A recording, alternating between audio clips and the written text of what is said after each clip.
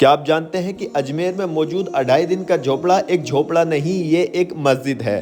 और यहाँ पर मौजूद 70 से 80% लोगों को ये बात नहीं पता है कि ये एक मस्जिद है। वो सिर्फ इसे एक झोपड़ा समझते हैं, तभी इस तरीके से यहाँ पेश आ रहे हैं। मैं हूँ इस टाइम पे अजमेर में 2.5 दिन के झोपड़े में, और मैं आपको बताना चाहता हूँ कि 2.5 दिन का झोपड़ा झोपड़ा नहीं है, ये एक मस्जिद है। इस बात का हमें ख़ासतौर से ख्याल रखना चाहिए, जो कि लोग नहीं रख रहे हैं। ये 2.5 दिन का झोपड़ा सिर्फ इसका एक टाइटल है, असल में ये मस्जिद है और इसमें इस तरह से पेश नहीं आना चाहिए। मस्जिद में मस्जिद की तरह पेश आना चाहिए।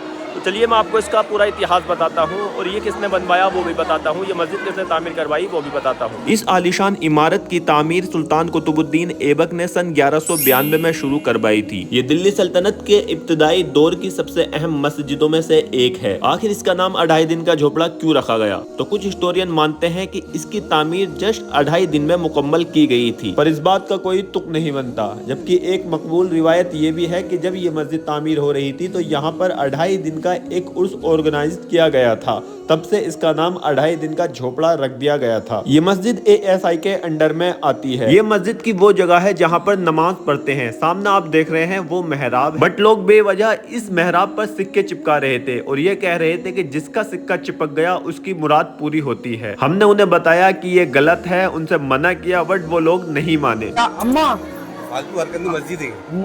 वही कह रहा हूँ मैं भी। अम्मा यहाँ कुछ नहीं होता है सिक्के लगाने से, मस्जिद है ये, कुछ नहीं होता है, सब बेकार की बात है, झूठ बोलते हैं सब, झूठ है ये बात। हाँ बताइए। अभी हमने सिक्का चिपकाया, चिपक गया तो फिर क्या हुआ इसमें?